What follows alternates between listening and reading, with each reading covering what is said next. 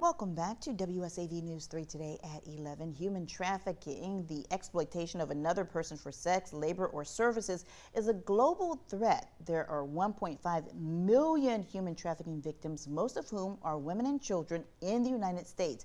In Savannah, Theros Place provides support and shelter for survivors of human trafficking by offering residential services for girls between the ages of 12 to 17. Next month, they are hosting a unique fundraiser to raise awareness and money to support their mission. Julie Wade is the nonprofit's executive director. She joins us now with more. Thank you so much for being here, and thank you for doing the heart work and the hard work here in our community.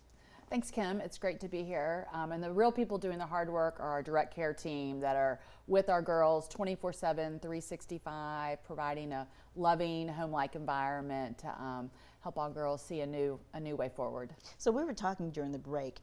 Though Theros Place is fairly new, it's had a major impact on our local community. Let's go back and talk about how it started and what the name means, because that's significant as well. Sure. So actually, to go way back, about 15 years ago, there was an FBI sting in our community, and a 12 and 13-year-old girl were picked up as victims of trafficking. And at the time, law enforcement had no idea what to do with them. This is when we still used words like child prostitution. It was a different time.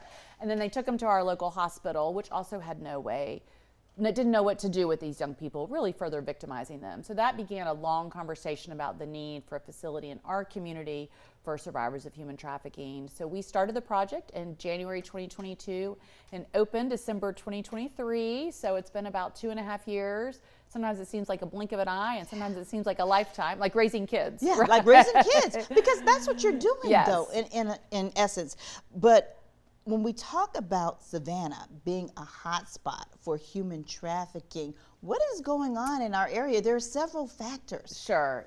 So Chatham County ranks 6th in the state and 2nd outside of Atlanta for reported cases of sex trafficking.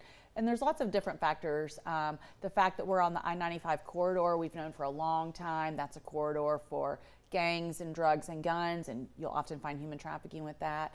Our hospitality industry, which we all love and participate in, is a lot of fun, but anytime you're bringing really large groups together, you're raising the risk. Right now in Atlanta, there's a lot of talk about the World Cup coming, and so those big events contribute to it as well. I will say the girls that we see are Georgia girls. They're not crossing the border or coming over in container ships, but they're girls in our community who live in particularly vulnerable situations and are highly susceptible to manipulation. But the good news, in the light of all that dark news, is that we are able to do, to help them and support them here. We actually serve girls from across the state, but really help them in their communities, help them, for some, reconnect back with their communities. We just celebrated 2 graduations, which is a lot of fun. Both girls you have to leave Theros Place when you turn 18. So they were former residents who came back. That was fun, and we had our staff there celebrating, just again like a family would. So we love celebrating those big life moments. Graduation is something. You remember yours. Yes, I remember mine. Vaguely. But so on a personal level, how does this make you feel when you see these success stories? I mean, that's the golden moment, right? I remember last summer, so I'm a runner, and we had the girls all do a 5K. The Red Hot Chili Pepper run, it was like 1,000,000 degrees. They were not thrilled about it. And we had a whole group of supporters there, and they ran the race. The slowest one was an hour, which is a great time for a 5K. And what was so amazing about that is no one knew those girls were Theros Place girls. They just looked like community girls out running a 5K. It's one of the few times I've actually cried leaving, because it was just so lovely to just see this very normal, positive experience for girls that they didn't think they could do it. They didn't necessarily want to do it, but they were so proud, and it was just such a fun event. So we love to celebrate those events, those positive pro-social events. They have been through a lot of trauma, but they need those typical teenager experiences that our kids got. And so we try to balance the trauma, the therapy, the needs, with also really creating positive, fun experiences. And that's what I was going to say. Before you get to the success story, there's a big safety net. I mean, you provide like the resources.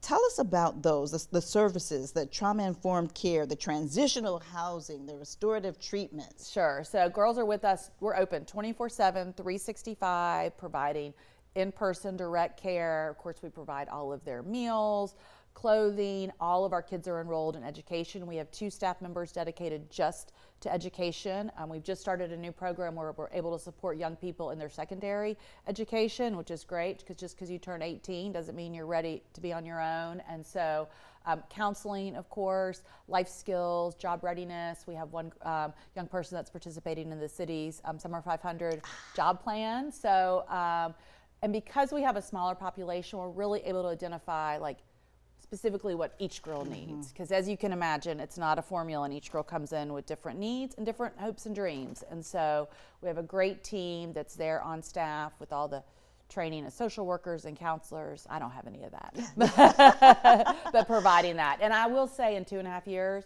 we've also just gotten much better at it. Yeah. Just like starting any new business, you kind of learn as you go. And so, yeah, we're really doing really impactful work. I have a great team. So we have about 30 seconds to go, but in order to get all of this done, you do need the help from the community, and that's where this fundraiser next month comes in. Yes, and this is an easy one. Yes. All you got, it's on Father's Day, so we want all the families to come out to Starlin Yard, and for every draft beer you drink, we get $1. So dads, cheers. We know dads. We'll also have a raffle featuring items from local businesses around Starlin. That area is so booming. So you can participate in a raffle, you can have a beer. We'll have a table staff the whole time so you can learn more about Theros Place. We do these little pop-up events, probably once a quarter. So yeah, come and have fun on Father's Day. Yeah, and it's for a great cause. That's the Thank bottom you. line. Julie Wade, thank you so much for joining us today, and thank you so much for what you do in our community. We appreciate you. You've been doing this long before Theros Place was a thing, so we appreciate all of your hard work. Thank you. Thanks for having me. And here's the information once again. Theros Place fundraiser is Sunday, June 21st from noon until 9 p.m. in Starlin Yard. That's at 2411 DeSoto Avenue. What happened to our screen? There it is. So you can find this information again and see this interview with Julie anytime on our website by going to wsav.com/community corner. And she is hoping, Alyssa Carsley, that rain sets in today because she has some mowing to do. I'm supposed to mow my parents' yard, so save me from it.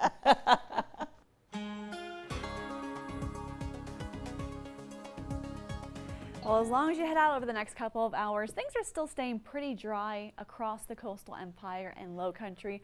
Watching for a little bit of blue out there, a little bit of cloud cover, and we'll continue to watch those clouds increase as we head throughout the day, as well as those rain showers. Currently across Viper radar over land, we're staying dry, not really tracking any rain just yet, but of course you do have that stalled front draped across the southeast. That's going to drive up all this moisture, allowing for that chance rain to be likely with those soaking rain showers as we're heading into the second half of today. Overall, though, we continue to watch for those temperatures right now in the 70s and the 80s. It is a bit sticky out there, so it's still humid, even though we are tracking our highs today. It won't be nearly as high as the last couple of days. We're still tracking that humidity. Now, overall, as we head to the weekend, we're still tracking a rather wet weekend. The soaking rain continues off and on from the day tomorrow into our Sunday. Rainfall totals overall to look to be around 1 to 3 inches, but there will be localized higher amounts. And because of how much rain we have picked up over the last couple of days, it's really not going to take too much more to see ponding and possibly some flooding in low-lying areas, which is why today we do have that slight risk for excessive rainfall. You can see that yellow bullseye out across central Georgia into our far inland communities, so Statesboro, Vidalia, and of course by tomorrow we continue to watch for this excessive rainfall with that likely chance of rain sticking with us, watching for that marginal risk for tomorrow. So just be mindful of that. Just keep the umbrella around both weekend days as we're still tracking the chance of rain. So rain showers and thunderstorms will continue to bubble up as we head into the next few hours, tracking some overnight rain as we head into early tomorrow morning. Then we'll start off our Saturday dry and mainly a rinse and repeat throughout the day Saturday, with that chance of rain sticking with us as we head into the day tomorrow. Now, high temperatures will remain back to right around or just below average in the upper 70s to low to mid 80s throughout the weekend with the extra cloud cover and of course that cold front. And then by early next week, we're still tracking temperatures in the 80s, and our morning temperatures are back in the 60s. And then for the first few days of June, we start to see that chance of rain back off with a mixture of sunshine and clouds by Tuesday. Okay, not so bad. I mean, we do need the rain. We Right. don't need the bugs. Right.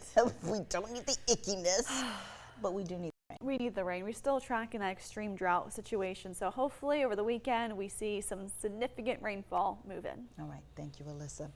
Coming up next, Make-A-Wish Georgia and a local camping business team up to provide an unforgettable experience for a young boy battling cancer. Stay with us. You're watching WSAV News 3 today at 11. We'll be right back.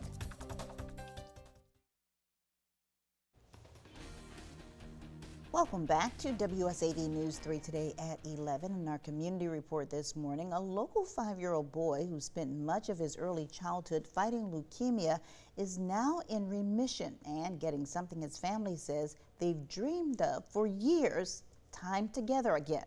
WSAV's Nakaya Harris was there as his wish came to life.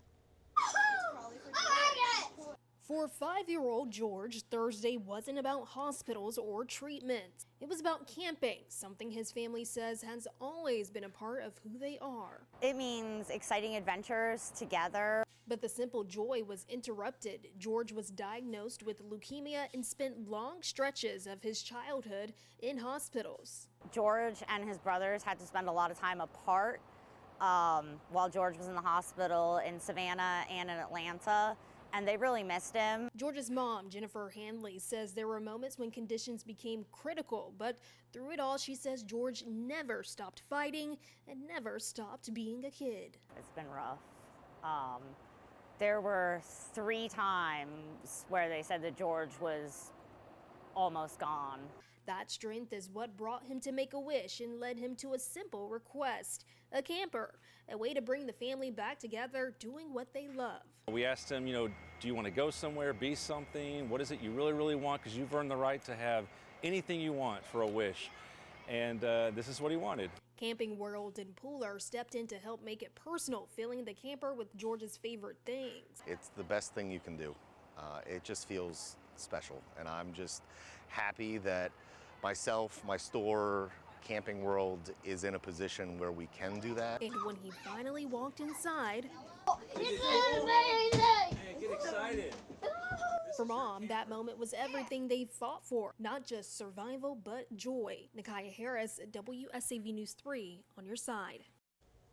For more than 30 years, Make-A-Wish Georgia has been helping make dreams come true for patients battling terminal illnesses. If you'd like to make a donation, volunteer, or refer a child, call the organization at 770-916-9474. Stay with us. You're watching WSAV News 3 today at 11. We'll be right back.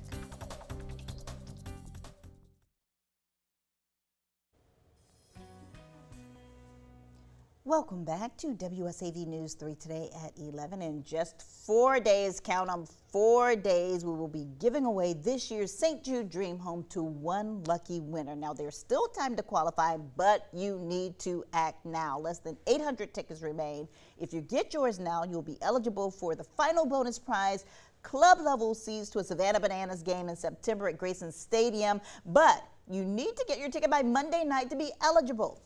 The best part is that your $100 donation makes a big difference for St. Jude's mission to provide life-saving care to children. Now, as for the grand prize, this year's Dream Home is located in the Oakwood at New Hampstead development and valued at more than $500,000. You can get your ticket by calling 800-383-9844. Visit WSAV.com/dreamhome or simply by scanning the QR code you see there on your screen. We are giving away the home and all of the bonus prizes next Tuesday, June 2nd, right here on WSAV. We cannot wait. Stay with us. You're watching WSAV News 3 today at 11. We'll be right back.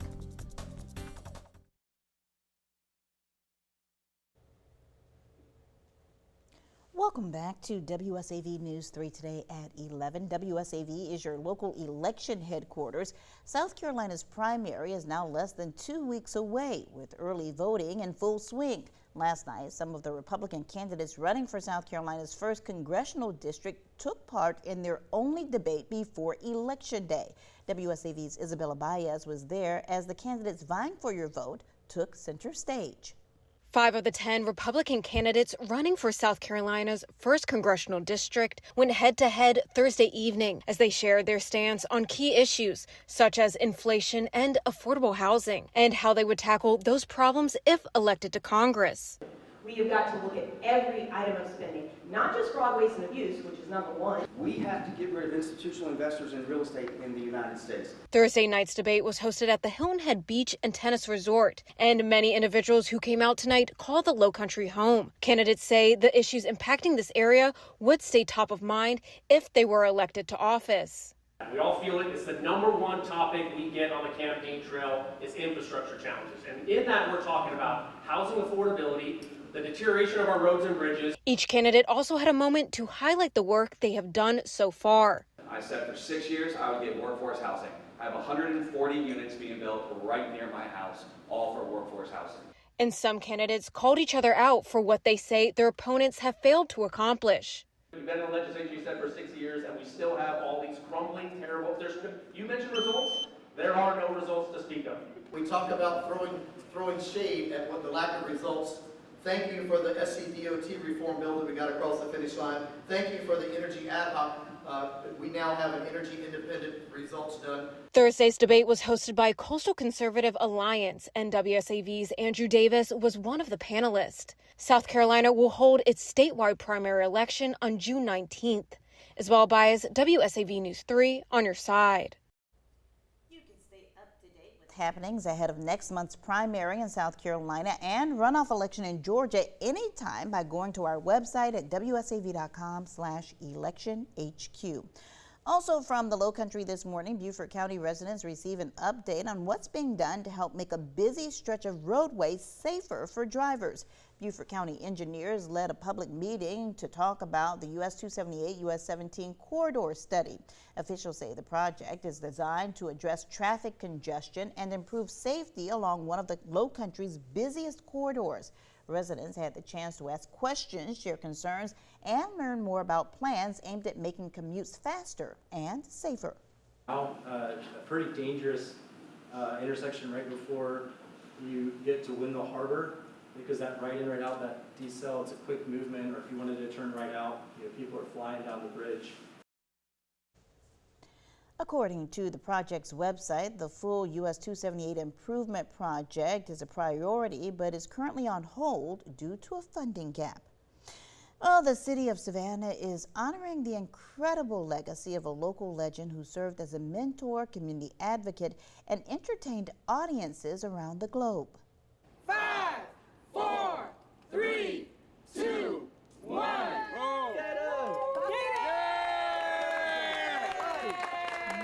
A big round of applause. About an hour ago, city leaders, family, and friends helped dedicate a basketball court in Crawford Square in memory of the late Larry Gator Rivers.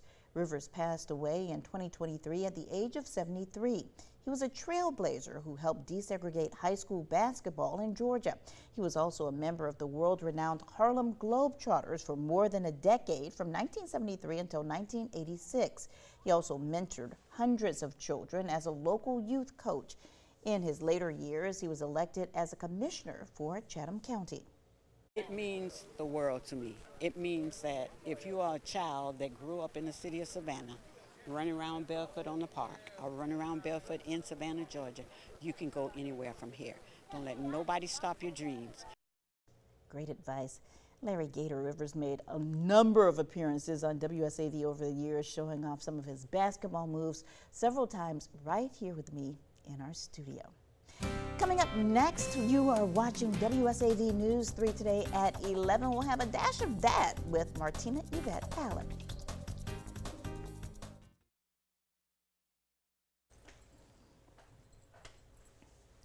Welcome back to WSAV News 3 today at 11. It is Friday, yay! And that can only mean two things. The weekend is ahead, and our favorite food and cultural journalist, Martina Yvette Allen, is here to talk about sips and a little snacky snack today. She takes us to a warm, inviting space in Savannah's Victorian district where we can slow down, feel at home, and enjoy handcrafted drinks. She joins us now with more. Thank you so much for being here. Thank you for having me. Listen, after a long, hectic week, sounds like this is the perfect place to be. This is the place to be. You need to relax. You need some R&R. I mean, it is a part of Izetta Inn, so definitely the R&R is already in there.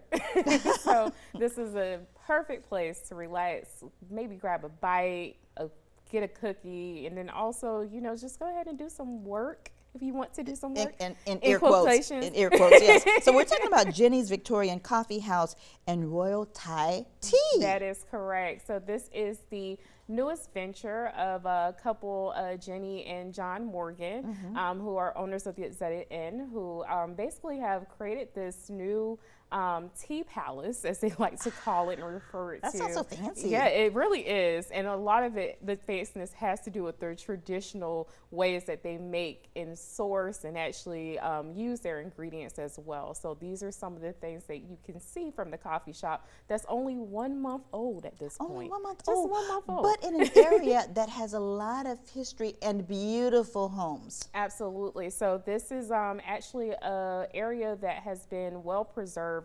If you know anything about the Izetta Inn, it's kind of abandoned for a few years, and then John came in, who is now the owner. He actually created a staple within it by helping to source in Izetta Inn, and now in order for them to also kind of welcome and bridge that gap for community, they decided the best new idea was to go ahead and create a coffee shop and tea house endeavor. So they're known for their authentic Thai tea, which is made from imported ingredients, and their specialty coffees and also tasty bites.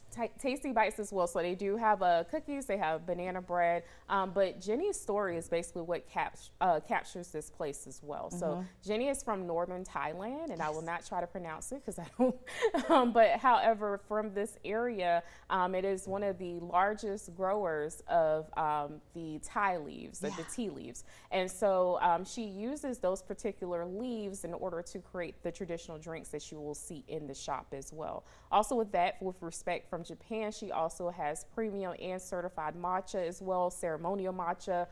So all of this is all combined, and they use traditional techniques from the whisking to the sifting. All of that is combined as well. Yeah, because I was going to say in your notes, she said that she worked through generations of family cooking. She learned not only the recipes, but the importance of the techniques and patience and temperature control. Absolutely, and you have to have some patience. Now, granted, I will say our drinks came out at a very decent time, but had this been like a place where we didn't have like equipment that is basically native to America, it would have maybe taken a little bit longer, but she still correlate with those traditional ways to bring about those tastes as well. So presentation is all about presentation, an essential part of what they do. Yes, and also with that, Jennie is an artist, so some of the drinks that you'll see will actually have like cute little like Hello Kitty figures in it, or hearts, and maybe even like some nice little like sensory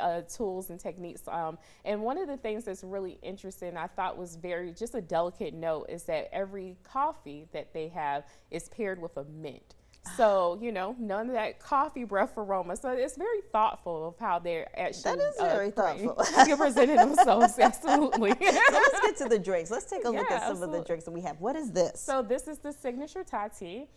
This one is made with, you have your choice. You could do a non-dairy, or you could do a regular dairy milk. They do make their own homemade whipped cream, so that's what you're seeing on top as well.